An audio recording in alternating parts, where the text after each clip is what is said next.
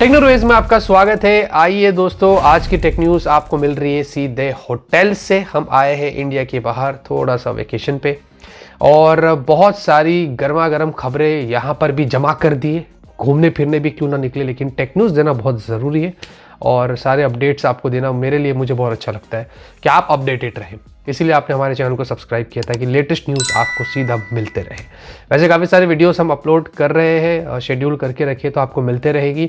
आप देखते रहिए और काफ़ी कंपैरिजंस भी आने वाले हैं, उसके लिए भी आप बने रहना। लाइक करिए, सपोर्ट करिए, अपने प्यार बनाए रखिए और सब्सक्राइब नहीं किया तो कर लीजिए। और आज की टेक न्यूज़ पर 10,000 लाइक्स मांग रहा हूँ, ज़्यादा नहीं मांग रहा हूँ और आपके लिए मुश्किल नहीं, मुझे पता है। सिर्फ लाइक ही करना और कुछ नहीं करना, कंप्लीटली फ्री है। फटाफट से आज की टेक न्यूज़ शुरू करते हैं। पहली खबर की शुरुआत करते हैं सैमसंग से। अकॉर्डिंग टू इवन ब्लास्ट बताया जा रहा है कि सैमसंग गैलेक्सी S25 एज जो है वो 13 मई को लॉन्च होने वाला है ग्लोबली और उसी के साथ में इंडिया में भी जो है वो देखने को मिलने वाला है। यानी कि मेरे हिसाब से जो डेट लीक हुई है वो सही भी हो सकती है, क्योंकि उसी के आसपास हमें ये फ़ोन देखने को मिलेगा। हो सकता है जब हमारी टेक न्यूज़ आपको मिल रही हो तब तक डेट आ भी गई हो और शायद 13 मई की ही हो। बाकी अभी एग्जैक्टली इस फ़ोन के बारे में कुछ पता नहीं। सैमसंग की तरफ से ज़्यादा कुछ हाइप भी नहीं मची हुई है। बहुत ज़्यादा स्लिम होने वाला है, अंडर 6 mm आपको थिकनेस देखने को मिलेगी। इनफैक्ट बैटरी भी बहुत छोटी होने वाली, 4000 mAh की। तो ये कैसे मेंटेन होगा और क्या होगा, फिलहाल के लिए अभी इसके बारे में कुछ पता नहीं। लेट्स होप, लेट्स वेट और देखते हैं कि इस बार सैमसंग S25 एज क्या खास हमारे लिए लेके आता है। गूगल I/O, जी हाँ, इस बार जो है, वैसे I/O सुन के मेरे को वो गोलमाल वाले तुषार कपूर की याद आती है। I/O तो गूगल का जो I/O है, ये इवेंट जो है वो 20 और 21 मई को होने वाला है। जी हाँ, यानी कि इसी महीने हमें देखने को मिलेगा और इसमें एंड्रॉयड 16 के साथ हमें कुछ और भी इंटरेस्टिंग चीज़ें गूगल की तरफ से जो देखने को मिल सकती है। यानी कि सॉफ्टवेयर से रिलेटेड, AI से रिलेटेड गूगल काफ़ी सारी चीज़ें अनाउंस करता है, क्योंकि उनका काफ़ी बड़ा इवेंट होता है, साल में एक बार होता है। तो मई की 20 और 21 तारीख को आने वाला है गूगल का I/O और let's see how it goes और कितना खास होता है, क्या होता है। टेक न्यूज़ में सारी कवरेज इसकी मिल जाएगी।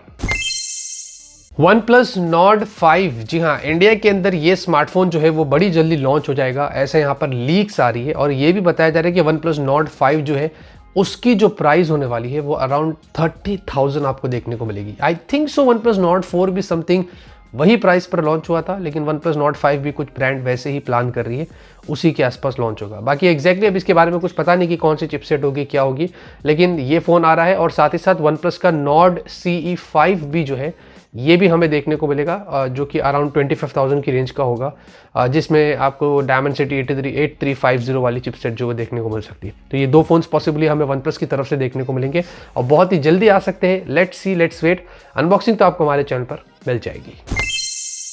मोटो रेजर 60 अल्ट्रा इंडिया के अंदर दोस्तों फाइनली लिस्ट हो चुका है। ऑफिशियल पोस्टर्स, इमेजेस बाहर आ चुके हैं और हमें 2025 में ये पहला फ्लिप फोन मिलने वाला है जिसमें स्नैपड्रैगन 8 एलीट होने वाला है। जी हाँ, और ये फोन में शायद ये भी बोल रहे हैं कि आपको 7 इंच की जो है वो डिस्प्ले साइज देखने को मिल सकती है और कवर स्क्रीन भी इसकी काफ़ी यूज होने वाली है।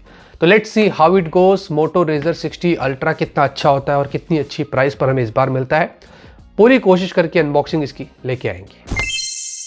Oppo K13 टर्बो, आपको पता है दोस्तों ये स्मार्टफोन बोल रहे हैं कि इंडिया में लॉन्च होने वाला है, यानी कि इसमें होगा स्नैपड्रैगन का 8S Gen 4। जी हाँ, पोको F7 आ रहा है, एक और फ़ोन आ रहा है जिसके बारे में आगे बात करेंगे, लेकिन ये जो स्मार्टफोन है ये भी अभी K13 आया अंडर 20,000। काफ़ी अच्छा फ़ोन था स्नैपड्रैगन 6 Gen 4 के साथ में, वैसे उसका कंपैरिजन हम कर रहे हैं, लेकिन यहाँ पर अब K13 टर्बो भी हमें देखने को मिल सकता है जिसमें स्नैपड्रैगन 8S Gen 4 होगी और ये 25 से 30,000 की रेंज में हो सकता है। तो अभी एग्जैक्ट प्राइस के बारे में तो पता नहीं, लेकिन काफ़ी एग्रेसिव होते हैं इन ओप्पो की K सीरीज़। ऐसा लग रहा है कि कुछ इंटरेस्टिंग इस बार होने वाला है। ई पासपोर्ट, हाँ आपने बिल्कुल सही सुना, ई पासपोर्ट जो है वो अब एक रियलिटी है और इंडिया के अंदर मई के महीने से ये अनाउंस हो चुका है और काफ़ी सारे लोग अब इसके लिए अप्लाई भी कर सकते हैं। बेसिकली यहाँ पर क्या होगा, इसमें एक चिप लगी होगी जहाँ पर आपके सारे बायोमेट्रिक इन्फॉर्मेशन जैसे कि फिंगरप्रिंट्स और आपके जो फेस, रेटिना, ये वो सब कुछ यहाँ पर स्टोर होगा। और सिंपली ये जब भी कहीं पर भी जाएंगे तो ये इजीली एक सिस्टम होगा जहाँ पर स्कैन होगा, आपसे ज़्यादा डिटेल्स नहीं मांगी जाएगी, उसमें ही स्कैन करके आप यहाँ पर इसका इस्तेमाल कर सकते हैं, उसी से सारी आपकी डिटेल्स ले ली जाएगी। तो इस तरीके से ई पासपोर्ट जो है वो अब एक रियलिटी है और इंडिया के अंदर दोस्तों आने वाला है। अभी अनाउंसमेंट हुई है, धीरे धीरे शायद इसके लिए अप्लाई कर सकते हैं। अब मुझे पता नहीं एग्जिस्टिंग पासपोर्ट को कैसे हम लोग कन्वर्ट कर सकेंगे या जो नए लोग हैं उनको ही मिल रहा है, इसके बारे में तो कुछ पता नहीं है, लेकिन हाँ with chip E passport is now possible in India.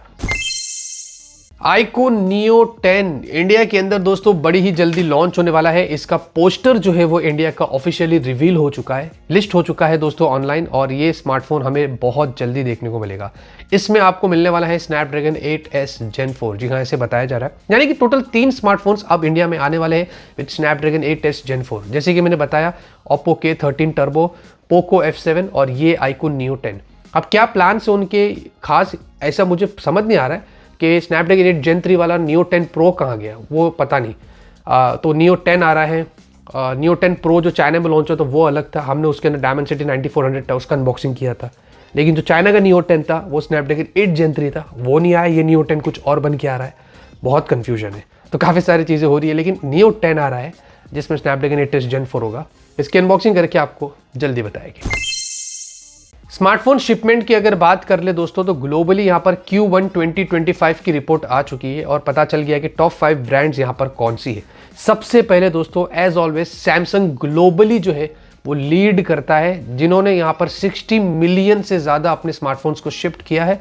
और हाउएवर इनका जो मार्केट शेयर है वो भी अगर आप देखेंगे तो ज़्यादा कुछ खास उनको ग्रोथ नहीं मिली है, अराउंड 1% की मिली है, 20% पर उनका मार्केट शेयर है। सेकंड नंबर पर है एप्पल, आप ये लिस्ट देख सकते हैं। एप्पल को यहाँ पर 19% यहाँ पर जो है वो मार्केट शेयर है, लेकिन एप्पल को यहाँ पर लगभग ऑन एवरेज 13% से ज़्यादा ग्रोथ मिली है, जो सबसे ज़्यादा है। उसके बाद Xiaomi है, Vivo है, Oppo है, आप ये लिस्ट यहाँ पर देख सकते हैं। बाकी ब्रांड्स में से Oppo को यहाँ पर गिरावट देखने को मिली है, बाकी लोगों को थोड़ा बहुत यहाँ पर ग्रोथ मिली है। तो ये टॉप 5 ब्रांड से ग्लोबली अकॉर्डिंग टू कैनालिस्ट हमें ये पता चल रहा है, जिन्होंने अपने स्मार्टफोन सोल्ड किया और इतना अच्छा काम किया है, जिसमें सैमसंग ग्लोबली जो है वो लीड करता है। वैसे आप इसमें से कोई फ़ोन यूज़ करते हैं, कमेंट में ज़रूर बताना।